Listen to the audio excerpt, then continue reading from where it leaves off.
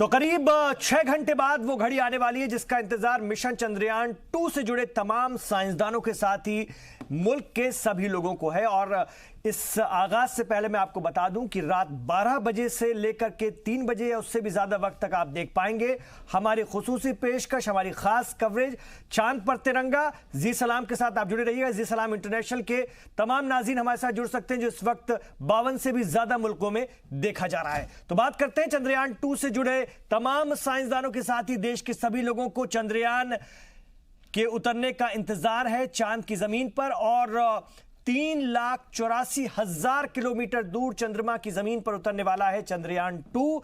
आज रात करीब 1:53 पर चंद्रयान चांद के साउथ पोल पर उतरने वाला है। चांद के साउथ पोल पर लैंडर के सॉफ्ट लैंडिंग के साथ ही आज चांद पर हिंदुस्तान की जीत के साथ हिंदुस्तान के साइंस की भी जीत होगी। चंद्रयान 2 भारत का वो मिशन है जिसे पूरी तरह से भारत के साइंसदानों ने तैयार किया। इसमें गैर मुल्कों से किसी तरह की मदद ताउन नहीं लिया गया। बेहद कम खर्च में मिशन चंद्रयान दुनिया को हैरान करने वाला है क्योंकि चांद के साउथ पोल पर इससे पहले किसी भी मुल्क की पहुंच नहीं रही है। साथ ही चांद पर सॉफ्ट लैंडिंग की कामयाबी के साथ ही भारत ऐसा करने वाला दुनिया का चौथा मुल्क होगा। वजीर आजम नरेंद्र मोदी ने सभी हिंदुस्तानियों से अपील की है कि चंद्रयान की लैंडिंग जरूर देखिए, अपने बच्चों को भी दिखाइए। चांद के साथ हम हिंदुस्तानियों का करीबी रिश्ता रहा है। बचपन में वो कभी हमारा मामा था तो जवानी में महबूबा का मुखड़ा, कभी हम चांद के पार जाने के ख्वाब देखते हैं तो कभी कभी चांदनी रात के सपने सजाते हैं। बहरहाल चांद हमारी जिंदगी के, हम हिंदुस्तानियों के तो बहुत करीब है। बहरहाल कुछ घंटों में चांद पर हम लोग होंगे। ये दौर मोदी दौर है, सियासत भी है, हुसूलियाबियां भी हैं, बहुत कुछ है। आइए इस पर हम बात करते हैं। और मेरे साथ बहुत खास मेहमानों का पैनल भी है, लेकिन उससे पहले भास्कर जी कहते हैं कि कुछ दिखाइए तो कि कैसे चांद पर उतरने जा रहा है हमारा चंद्रयान 2। तो कुछ ही घंटों बाद हिंदुस्तान तारीख रकम करने वाला है। चंद्रयान 2 आज देर रात चांद पर उतरेगा। भास्कर जी हमारे नाज़रीन को ये रिपोर्ट दिखाइए, फिर हम बात करेंगे।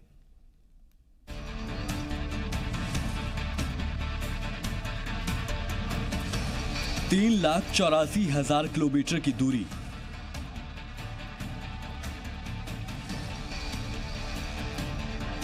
46 दिन का वक्त, 1,115 घंटे का सफर। चांद पर हिंदुस्तान का चंद्रयान 2। 7 सितंबर शनिचर, 1:53:20।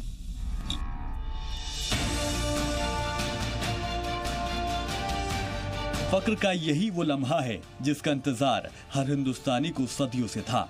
हिंदुस्तान को सुपर पावर बनाने वाले इस लम्हे में अब कुछ घंटों का वक्त बचा है। आज रात जब पूरी दुनिया सो रही होगी, हिंदुस्तान का मून मिशन चंद्रयान 2 चांद पर तारीख लिख रहा होगा।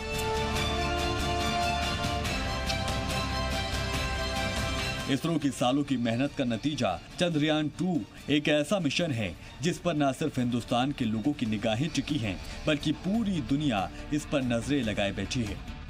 7 सितंबर की सुबह 1:53:20 पर चंद्रयान 2 चांद की जमीन पर अपना पहला कदम रखेगा।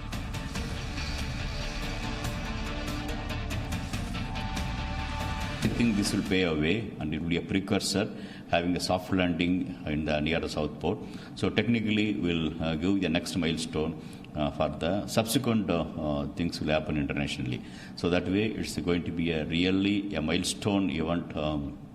Not only for India, I think for the whole world. I think they are looking for what is the outcome of this Chandrayaan 2 soft landing near the South Pole. The whole world is waiting for that. So it's a great milestone, not only for India, I think for the whole of international planetary missions, especially for the lunar mission states. I think it's a very, very big milestone. चांद पर चंद्रयान 2 की soft landing की पूरी process अब से कुछ ही घंटों के बाद 7 सितंबर की सुबह 1:40 से शुरू हो जाएगी। लेकिन ये प्रोसेस इतनी आसान नहीं है। इसको लेकर साइंसदानों में भी रोमांच है, तो साथ ही दिल में डर भी है, क्योंकि इस दौरान एक बार कमांड देने के बाद साइंसदानों के हाथ में कुछ भी नहीं होगा। That this particular Chandrayaan mission alone have a special characteristics of requirement of 90-degree inclination to ensure that we are landing at the near South Pole. Lunar orbiter injection maneuver should be very precise. That way that we could achieve the precision maneuver and ensure that everything is all. 1:40 पर चंद्रमा के दक्षिणी ध्रुव पर 2 क्रेट्रो मैंजेनिस सी और सैम्पिलियंस N के बिल्कुल सिंधाई में पहुंच जाएगा और यहीं से शुरू होगा उसके लैंडिंग का सफर। उस वक्त चांद की सतह से लैंडर की ऊंचाई किलोमीटर रह जाएगी। यहां से चंद्रयान 2 चक्कर काटता हुआ चांद की सतह की जानिब रवाना होगा। 30 किलोमीटर की ऊंचाई से लैंडिंग का सफर शुरू करने के बाद लैंडर का पहला पड़ाव चांद की सतह से 7.4 किलोमीटर की ऊंचाई पर आएगा। 7.4 किलोमीटर की ऊंचाई पर उसकी रफ्तार कम कर दी जाएगी और लैंडिंग से 10 मिनट 30 सेकंड पहले लैंडर यानी विक्रम की रफ्तार 526 किलोमीटर फी घंटा हो जाएगी। वहां से तकरीबन 45 सेकंड में वो 5.5 किलोमीटर की ऊंचाई तक पहुंच जाएगा। चांद की सतह से 5.5 किलोमीटर से ऊंचाई से 400 मीटर तक की ऊंचाई का सफर लैंडर तकरीबन 89 सेकंड में पूरा करेगा। यहां पहुंचने के बाद विक्रम करीब 12 सेकंड तक चक्कर लगाएगा और चांद की सतह से कुछ आददोशुमार इकट्ठा करेगा। 66 सेकंड के बाद जब विक्रम चांद की सतह से 100 मीटर की ऊंचाई पर होगा तब वो ये तय करेगा कि उसे कहां उतरना है। 10 मीटर की ऊंचाई से चांद की सतह पर उतरने में विक्रम 13 सेकंड का वक्त लेगा। इसी दौरान सभी 5 इंजन एक्टिव रहेंगे। जब विक्रम का पैर चांद की सतह पर जम जाएगा तब इंजन अपने आप बंद हो जाएंगे। चंद्रयान 2 के चांद पर कदम रखते ही हिंदुस्तान को खलाए इनकलाब का हीरो बनाने का पीएम मोदी का ख्वाब पूरा हो जाएगा। यही वो लम्हा होगा जो हर हिंदुस्तानी को फख्र का एहसास कराएगा। खुद पीएम मोदी बेंगलुरु में इसरो के हेडक्वार्टर में इस तारीखी लम्हे के गवाह बनेंगे। आप सभी जानते हैं कि 7 सितंबर को हम सभी का चंद्रयान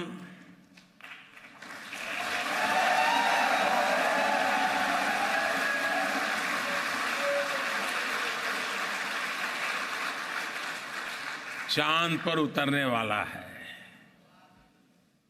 इस उपलब्धि के बाद चांद पर उतरने वाला भारत दुनिया का चौथा देश बन जाएगा। चांद पर उतरने के 15 मिनट के बाद चंद्रयान 2 जमीन पर पहली तस्वीर भेजेगा। लेकिन तारीख के पन्नों में कुछ और बाब भी जुड़ेंगे। चंद्रयान 2 की लैंडिंग के 4 घंटे के बाद जब लैंडर से रोवर प्रज्ञान चांद की सतह पर बाहर निकलेगा। प्रज्ञान में 2 प्रमुख इंस्ट्रूमेंट्स हैं, एक है लेजर इंड्यूस्ड स्पेक्ट्रोस्कोप और एक alpha particle spectrometer. Laser induced spectroscope में ये सुविधा है कि लेजर बीम के जरिए चंद्रमा की सतह की जो मिट्टी है उसको एब्लेट करना है, जलाना है और उसके जरिए जो है इसका स्पेक्ट्रोस्कोप जो है जो भी डेटा इकट्ठा करेगा वो उस ज़मीन की कंपोजिशन जो रासायनिक संरचना है उसके बारे में हमें इंफॉर्मेशन मिलेगी। 27 किलो का रोवर प्रज्ञान 6 पहिए वाला एक रोबोट है जो चांद की सतह पर घूमते हुए जानकारियां इकट्ठा करेगा।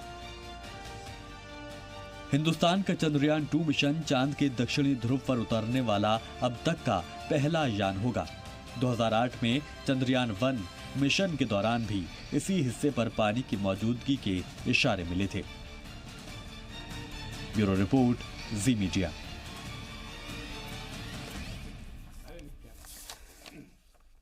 तो प्रज्ञान जिसका अर्थ होता है, जिसका मतलब होता है, जिसका तर्जुमा होता है ज्ञान, जी हां, और यह है हमारा चंद्रयान, यह है हमारा इस प्रोग्राम स्पेस का, और खास तौर से वजीर आजम नरेंद्र मोदी का ख्वाब, उनकी सोच और हुकूमत की दृढ़ इच्छा शक्ति, विल पावर, जिसको कहना चाहिए कहीं ना कहीं जब हुकूमत कि सोच जिस तरह से होती है उस तरह से चीजें होना शुरू हो जाती हैं। मेरे साथ बहुत खास मेहमान हैं, उनका तारुफ भी आपसे कराऊंगा, लेकिन अभी मैं जो बात करूंगा वो इस बारे में करूंगा, इस मसले पर करूंगा कि इसको लेकर सियासत भी हो रही है। जैसे कि जब कश्मीर से 370 हटाने को लेकर के आज तक सियासत हिंदुस्तान में हो रही है, वैसे ही इस मामले में भी सियासत हो रही। काश कि हम सब मिलकर इस महोत्सव को मनाते, लेकिन यह भी इस देश की डेमोक्रेसी की खूबी है कि सबको सियासत करने का, अपनी बात कहने का हक है। ममता बनर्जी चीफ मिनिस्टर वेस्ट बंगाल कहती हैं कि पहली बार लॉन्च हो रहा है क्या चंद्रयान, ऐसा बताया जा रहा है। मंदी से ध्यान हटाने की कोशिश है, सरकार बेवजह ढिंढोरा पीट रही है। राहुल गांधी ने अभी तो फिलहाल कुछ नहीं कहा, लेकिन जब चंद्रयान 2 लॉन्च किया गया था तो उन्होंने इसका सारा श्रेय इसरो को दिया था, जवाहरलाल नेहरू को दिया था, लेकिन मौजूदा हुकूमत का नाम तक नहीं लिया था। तो सियासत तो हो रही है, सब तरफ से हो रही है, इस पर भी बात करना बहुत जरूरी, क्योंकि रात को जब मैं 12 बजे से बैठूंगा आपके साथ, तब हम आपको बताएंगे कि कैसे ये पहुंच रहा है। एक एक चीज हमारे यहां पर एक्सपर्ट्स होंगे, पैनलिस्ट होंगे, वो आपको बहुत सारी बातें बताएंगे। लेकिन इस वक्त बात होनी चाहिए उस सियासत की, उस राजनीति की, जो कहीं ना कहीं इस पूरे मामले में पलीता लगाती है, और कहीं ना कहीं कुछ ऐसे लफ्ज निकल कर आते हैं, कुछ ऐसी बातें निकल कर आती हैं जो शायद कान को अच्छी ना लगती हो। इस पर हम बात करना चाहिए और करेंगे। मेरे साथ इस वक्त खास मेहमान जुड़ गए। सत्येंद्र सिंह मेरे साथ इस वक्त स्टूडियो में तशरीफ फरमा है, स्कॉलर हैं, करियर काउंसलर के तौर पर भी अक्सर आप जाने जाते हैं, आप देश विदेश में इनको देखते हैं, और इस वक्त हमारी खुशनसीबी भी है कि स्टूडियो में हमारे साथ हैं। उन पर तो इस मिशन पर तफसील से बात करेंगे ही। साथ ही मैंने अपने साथ जोड़ा है सुभ्रांश राय जी को, सियासी तज्जियाकार के तौर पर आपको अलग अलग टेलीविजन चैनल्स पर आप नजर आते हैं, तो उनसे मुकाबला करने के लिए सैयद यासिर जिलानी इस वक्त स्टूडियो में तशरीफ फरमा है। अलग अलग चैनल्स पर आप भी इनको देखते हैं और इन दोनों की झड़पें भी आप देखते हैं। दोनों को मैंने बुलाया, जिस तरह की सियासत हो रही है, आज थोड़ा सा मैं सियासी बात करूंगा, ये तस्वीरें तो आप देखते रहेंगे, और मेरे साथ थोड़ी देर बाद केवल कृष्ण साहब भी होंगे सियासी तज्जियाकार के तौर पर। तो आइए शुरुआत करते हैं। मोदी दौर है सुभ्रांश राय जी, ममता बनर्जी को तकलीफ है कि ये ढिंडोरा पीटा जा रहा है मंदी को छुपाने के लिए।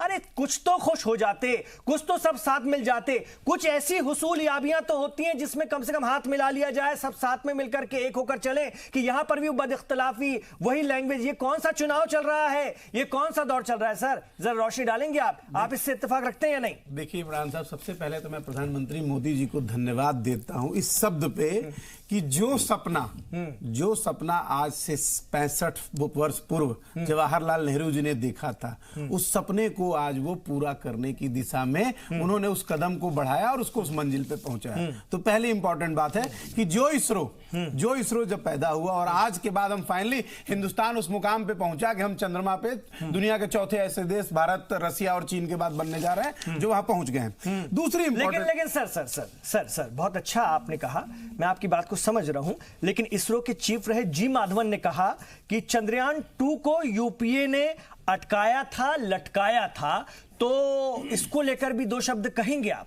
यूपीए ने इसको लटकाया और अटकाया था, तो वजीर आजम, साबिक वजीर आजम जवाहरलाल नेहरू के सपने को तो वही कहीं ना कहीं उन्होंने अड़ंगा लगा दिया था। कम से कम आप इस बात के लिए तो धन्यवाद दे रहे हैं कि वजीर आजम नरेंद्र मोदी ने उसको पूरा कर दिखाया। अब बताइए, राजनीति ममता बनर्जी कर रही है, राजनीति इमरान खान कर रहे हैं? नहीं, मैं तो मैं माधवन साहब की बात कह रहा हूं, इसरो के चीफ रहे साबिक।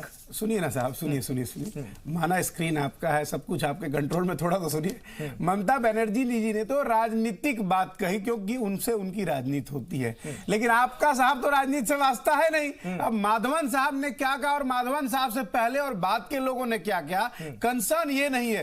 कंसर्न सिर्फ इतना है कि जिस चंदा मामा को हम बचपन में मामा कहते थे और जवानी में महबूबा कहते थे, जैसा आपने कहा, उस चंद्रमा पे हिंदुस्तान का आज मतलब हिंदुस्तान की पहुंच हो रही है, जहां से हम एक नई तकदीर को लिखने जा रहे हैं। सो कंसर्न ये नहीं है कि किसने क्या कहा था। देखिए, हर चीजों में समय लगता है, लेकिन अगर आप वाकई क्रेडिट देना चाहते हैं तो देखिए, आप इस बात को मत भूलिए कि जिस माँ बाप ने बच्चे को पैदा किया, पढ़ाया लिखाया, तैयार किया, जब वो बच्चा जवान हुआ, शादी हो गई, तो उसके बाद अपने माँ बाप से पूछता है कि आपने मेरे लिए किया क्या? अरे भाई, जब इसरो का इंस्टीट्यूशन इस हिंदुस्तान में आया, उसकी परवरिश, इसरो ने बहुत तमाम सारी ऐसी चीजें दी हिंदुस्तान को जिससे हिंदुस्तान का नाम फक्र होता है। उसमें एक नाम चंद्रयान भी है, क्योंकि चंद्रयान 2014 के बाद नहीं शुरू हुआ। पहली बात, आप करेक्ट हो जाइए और आपके माध्यम से आपके करोड़ों दर्शक करेक्ट हो जाए कि चंद्रयान 2014 के बाद नहीं शुरू हुआ, चंद्रयान उससे पहले शुरू हुआ। फर्क सिर्फ इतना था कि समय की गति जो है वो 14 से 19 के दौरान तेज हो गई। तो इस बात के लिए इसरो के साइंटिस्ट को धन्यवाद दिया जाना चाहिए। मौजूदा हुकूमत का शुक्रिया नहीं कहेंगे? सुनिए तो सही, सही पूरी बात। इस बात के लिए इसरो के साइंटिस्ट को धन्यवाद देना चाहिए कि फाइनली उनके मेहनत के बलबूते हम आज चंद्रमा के ऊपर पहुंच गए हैं और आज हिंदुस्तान का नाम इतिहास के उस स्वर्ण अक्षरों में लिखा जाएगा कि भारत वो चौथा मुल्क है जो चंद्रमा का सफर तय कर चुका है। ठीक है, मतलब आपने भी वही बात कह दी। ठीक है, इसरो के तमाम साइंटिस्टों का शुक्रिया है, लेकिन यह भी एक सच्चाई है कि इसरो से जुड़े रहे हो या और भी जो संस्थाएं उनसे जुड़े रहे हो, जैसे कि 2002 में कलाम साहब, उनको राष्ट्रपति किसने बनाया और बाद में उन्हें राष्ट्रपति बनने से किसने रोका, वो भी दुनिया के सामने है। कहने का मतलब है कुछ चीजें, आपने खुद इसको साफ कर दिया कि 2014 के बाद चीजें बहुत तेजी से बढ़ रही हैं क्योंकि देश के लिए बढ़ रही हैं। उससे पहले अड़ंगे रुकावटें आती थी या इस तरह के लोगों को रोकने का काम किया जाता था, ये तो मान रहे हैं ना इमरान? ऐसा नहीं, देखिए फिर मैंने कहा ना कि राजनीति ममता बनर्जी कर रही हैं, आप राजनीति क्यों कर रहे हो मैं समझ नहीं पा रहा हूं। नहीं, सवाल ऐसे नहीं होने चाहिए, सवाल ऐसे नहीं होने चाहिए कि लगे कि ममता बनर्जी सवाल कर रही है या भारतीय जनता पार्टी का कोई प्रवक्ता कर रहा है। 14 से 19 में चीजें तेज हुई है ना, बिल्कुल हुई है, बेरोजगारी बढ़ गई। 14 से 19 में चीजें तेज हुई है ना, हिंदू मुस्लिम के बीच की मॉब लिंचिंग बढ़ गई। 14 से 19 के बीच में चीजें तेज हुई है, बिल्कुल। विकास छोड़ के अपने मुद्दे पे आ गए। सवाल ये पैदा होता है कि जिन साइंटिस्टों ने ये काम किया है या जिस वजह से हम आज चंद्रमा पे पहुंचे हैं, आज पूरे हिंदुस्तान के 137 करोड़ आवाम को फक्र होगा। वो दुनिया के जिस हिस्से में और जिस कोने में होगा, खुदा ना करे अगर ये मिशन फ्लॉप होता है तो क्या सुभ्रांश जी और बाकी लोग हुकूमत पर जिम्मेदारी नहीं डालेंगे? क्या चीज? खुदा ना करे अगर ये मिशन फ्लॉप हो गया, खुदा ना करे तो क्या सुभ्रांश जी और बाकी लोग हिंदुस्तानी हुकूमत पे जिम्मेदारी नहीं डालेंगे? उस वक्त डालेंगे, मुझे पता है उस वक्त डालेंगे। इमरान साहब, ऐसा है कि आज खुदा हमारे साथ है, इसलिए हम उस ऑर्बिट में पहुंच गए हैं, इसलिए हमारा विक्रम लैंडर बिल्कुल वहां पहुंच गया। जैसे आप मानिए कि पानीपत से और दिल्ली के बीच की जो दूरी है, बस इतनी ही दूरी पे हम रुके पड़े हैं। सवाल ये नहीं पैदा, खुदा हिंदुस्तान के किस्मत के साथ है, लेकिन फिर भी ये एक मशीनरी चीज है, साइंटिफिक प्रोजेक्ट है, कुछ चीजें प्लस माइनस होती रहती है। इसके लिए किसी राजनीतिक पार्टी का मुझे नहीं लगता कि कोई वास्ता होता है। और एक और बात मैं आपको थोड़ा सा ऐड कर दूं कि देश की रक्षा नीति, देश की विदेश नीति और ये सब जो देश के साइंटिफिक प्रोग्राम है जिनको हम PSUs कहते हैं, ये सब गवर्नमेंट आएंगी, गवर्नमेंट जाएंगी। ये मुल्क कल भी था, आज भी और कल भी रहेगा। हिंदुस्तान हमेशा रहेगा और तिरंगे की शान बान हमेशा बरकरार रहेगी।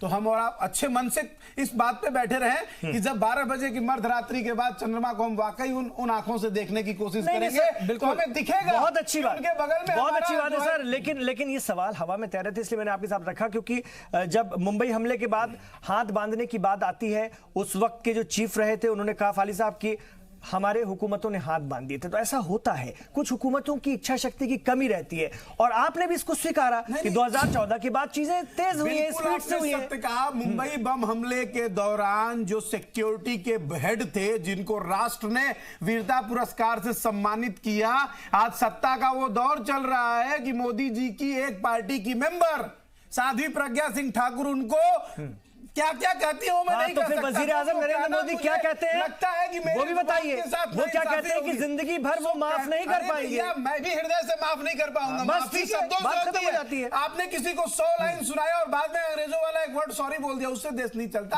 आज इस खुशी के मौके को एंजॉय करिए, आज इस जश्न को ये बिल्कुल उसी तरह का है सुभ्रांश जी, जैसे दिल्ली में हजारों लोगों का कत्लेआम करा दिया जाता है और बाद में सॉरी बोलकर ये कहकर निकल लिए कि एक बड़ा पेड़ गिरता है, तो कभी कभी ऐसा हो जाता है। नहीं, फिर मैं सारी चीजों को जोड़ूंगा, सारी चीजों को जोड़ूंगा सुभ्रांश जी, सारी चीजों का। यासिर जिलानी साहब जी क्या कहेंगे? सुभ्रांश जी तमाम चीजों को एक्सेप्ट कर रहे हैं, हम सब हिंदुस्तानी हैं, इस पल को हम लोग खुशी खुशी मनाएंगे और मनाएंगे, लेकिन सुभ्रांश जी को इस बात को लेकर के वो तंजिया अंदाज में कहते हैं कि चीजें ऐसा नहीं है कि 14 के बाद ही बेहतर हुई हैं।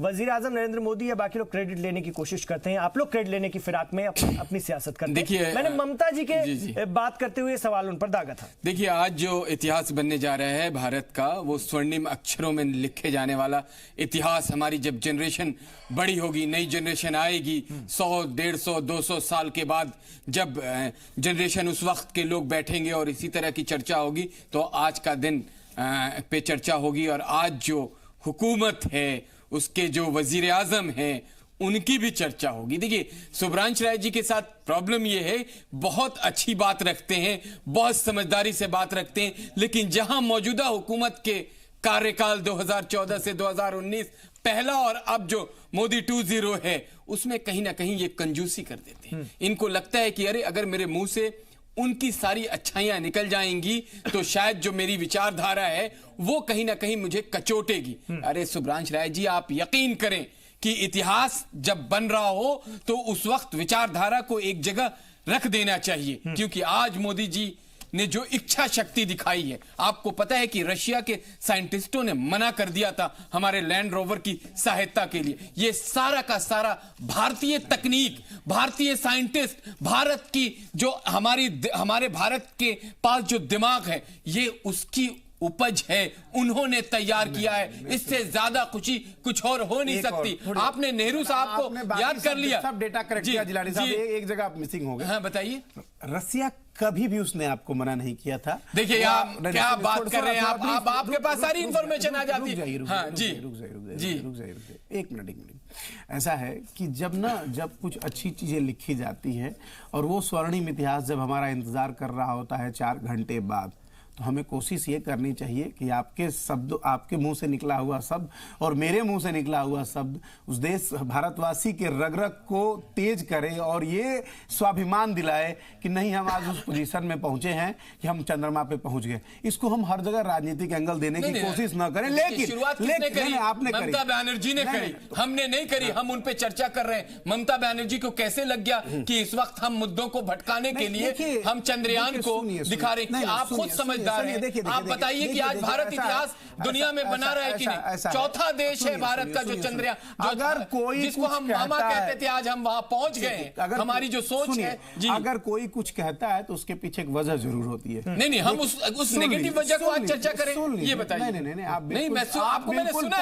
आप बिल्कुल पॉजिटिव वजह को चर्चा करिए। बिल्कुल, इसमें कहीं कोई डाउट नहीं है कि हम चंद्रमा पे पहुंच चुके हैं। लेकिन सवाल ये पैदा होता है कि अगर ममता बनर्जी एक सूबे की मुख्यमंत्री है, उन्होंने आपके लिए कोई क्वेश्चन रेज किया है तो उस बात में भी तो दम है। सरकारी नौकरी प्राइवेट हो रही है, पूरे ऑर्डिनेंस फैक्ट्री को प्राइवेट कर दिया गया। एक वक्त में जब लोगों को सरकारी नौकरियां मिलती थी ना, वो इतने खुश होते थे कि 60 साल नौकरी करूंगा, उसके बाद पूरी जिंदगी पेंशन लूंगा। शायद ये बात आपको पता नहीं है कि पेंशन खत्म करने का दौर अटल जी के राजकाज में शुरू हुआ और सरकारी नौकरी खत्म करने का दौर मोदी जी के राजकाज में हुआ। तो वो मुख्यमंत्री है। असल मुद्दे पे आ जाते हैं, हमें रोक के देखिए, ये आज डेली चर्चा करते हैं, हम डेली चर्चा अलग मुद्दों पे करते हैं। आज हम भारत के स्वाभिमान पे चर्चा कर रहे हैं। भारत जो दुनिया में भारत दिखा रहा है अपनी ताकत, जो हम कहते हैं कि जो डंका बजा रहे हैं हमारे वजीर आजम नरेंद्र मोदी, आज उसका नतीजा है कि पूरे दुनिया की निगाहें टकटकी लगा के भारत की तरफ देख रही हैं। आज भारत के टेलीविजन को पूरे दुनिया में देखा जा रहा है। उसके माध्यम से चंद्रयान पे जो करिश्मा होने जा रहा है, हम उसकी चर्चा करें। एक सूबे की वो मुख्यमंत्री जो भ्रष्टाचार में लिप्त है, जो पुलिस ऑफिसर से अपने पैर को छुड़वाती है, जो अपने ही लोगों पे अत्याचार करती है, वहां के एडमिनिस्ट्रेशन के लोग, जिसके राज्य में जिस तरीके से जाने हलाक की जा रही है, जिसके राज्य में हमारे जो दबे कुचले भाई हैं, उनके साथ क्या किया जा रहा है, हम आज उस पर चर्चा करने के मूड में नहीं है। आप चर्चा नहीं कर रहे, फिर भी सारे नाम आप लिए जा रहे हैं। सारे नाम आपने भी लिए हैं। मैं आपको थोड़ा सा उसी में करेक्ट करने की कोशिश कर रहा हूं कि आपको ये एहसास है कि यहाँ पे ये हो रहा है, लेकिन चंद्रयान में क्या हो रहा है उस पर हम चर्चा करेंगे। कितनी बड़ी उपलब्धि, सिर्फ 978 करोड़ रुपए का ये प्रोग्राम है। दुनिया ये देख रही है। अगर हम इसमें कामयाब हो गए तो रास्ते हमारे लिए खुल जाएंगे। आगे जो दुनिया है अगले 40-45 सालों में वहां पर इंसान को भी पहुंच ही जाएगा करीब करीब। और साउथ पोल पर हमारी लैंडिंग पहली बार हो रही है। पूरी दुनिया स्पेस को लेकर, और डिफेंस सेक्टर में कितनी बड़ी संजीवनी होगी टेक्नोलॉजी के लिहाज से। अगर हम बात करें, स्पेस का दौर है, अब सब कुछ होगा जो है स्पेस पर होगा। नहीं, बिल्कुल सही बात आपने बोली है। और जो ये स्पेस में जो आपका चंद्रयान 2 जा रहा है, इसमें कुछ बुनियादी पॉइंट्स को अगर हम ध्यान में देखें तो ये है कि ये स्वदेशी टेक्निक से पूरा का पूरा जो आपका ये प्रोजेक्ट रहा है और बहुत ही उत्तम तरीके से इसको पूरा मैनेज किया हुआ है। जब 15 जुलाई को टेक्निकल स्नैग आया था और आपने उस टाइम को इस प्रोजेक्ट को डिफर कर दिया था और कुछ ही समय के अंदर में आपने उस स्नैग को पूरा रेक्टिफाई कर लिया, तो कहीं ना कहीं इसरो के उस काबिलियत पर बहुत अच्छा विश्वसनीयता बन के आता है कि हाँ ये इतनी सक्षम है कि इसको स्नैप को पकड़ भी सकती है और बहुत ही जल्दी उसको रेक्टिफाई भी कर सकती है और वापस अपने मिशन पर आ सकती है, जो कि हमारे लिए एक बड़े गर्व की बात है। दूसरी बात ये देखिएगा कि जो ये चंद्रयान 2 हम लेके जा रहे हैं, इसमें महिलाओं का जो रोल रहा है, जैसे रितु जी का रहा है या वनीता जी का रहा है, ये एक अनदर माइलस्टोन है इस परिप्रेक्ष्य में कि अब महिलाओं का जो रुझान है वो साइंटिफिक ऐसे मिशनों में बहुत तेजी से बढ़ेगा और हम ये मानते हैं कि वो आगे आने वाले समय में अपना रोल प्ले करेंगे। तीसरी बात, जो कम्युनिकेशन और डिजिटल सिस्टम है, जैसे अभी पीछे सर्जिकल स्ट्राइक्स हुई थी या रिसेंटली अभी उड़ीसा में जब साइक्लोन आया था, तो ये जो पूरा डिजिटल मिशन जो आपका चल रहा है, ये एक दूसरे को कॉम्प्लीमेंट करते हैं और आने वाले समय में इस जो साउथ पोल में जो चंद्रयान मिशन का जो अपना लैंडिंग हो रही है, ये एक बहुत बड़ा टैक्टिकल मूव है।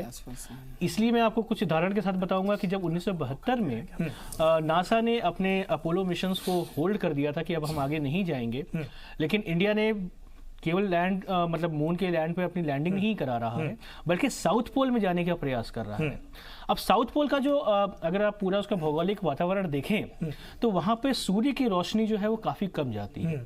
अब सूर्य की रोशनी कम जाने का ठंडक है वहां पर थोड़ी, हाँ ठंडक है बाकी हिस्से के मुकाबले। हाँ, मतलब इसका मतलब क्या हुआ? इसका ये मतलब होता है कि वहां पर आपको पानी और खनिज पदार्थों की बहुलता मिलेगी, जिसके लिए ये खास तौर से मिशन चलाए जा रहे हैं कि आने वाले समय में जब धरती का पॉपुलेशन बढ़ेगा तो कहीं ना कहीं हम वहां पर जाएंगे और वहां पर आपके पास हीलियम 3 नामक एक चीज मिल रही है, जिसके अंदर में जब आप उसको यूज करते हैं, मैं आपको ये बता दूं कि अगर हम केवल उसका 1/4 भी अगर लाने में सक्षम हो गए इंडिया में या धरती पर, तो 1/4 की बात कर रहा हूं, उसमें यह है कि अगले 500 सालों तक पूरे विश्व का जितनी ऊर्जा की खपत है उसकी सारी की सारी पूर्ति वहां से हो सकती है। और इसी वजह से यूएसए ने भी वापस, अपने नासा ने भी ये कहा कि 2021 में हम दोबारा वहां पर जाएंगे और 4 लोगों को लेके पहुंचेंगे। ठीक है सर, मैं लौट रहा हूं, बहुत बड़ी बात, मैं लौट रहा हूं, बहुत सारी चीजें और आपसे समझूंगा। लगातार रात 12 बजे से भी आप हमारी खास पेशकश में देखेंगे, पूरी हम आपको इसकी तकनीक भी बताएंगे, इस पर हमारे स्पेशलिस्ट से, माहिरीन से बात भी करेंगे। एक छोटा सा वक्फा मैं यहां पर ले रहा हूं, लेकिन पॉलिटिकल विल बहुत जरूरी होती है इस तरह के किसी भी काम को अंजाम तक पहुंचाने के लिए। वो कितनी अहम है और उस पर कहीं ना कहीं सियासत होनी चाहिए इस वक्त या नहीं, ये एक बड़ा सवाल है अभी मेरा, इस पर मैं और बात करूंगा।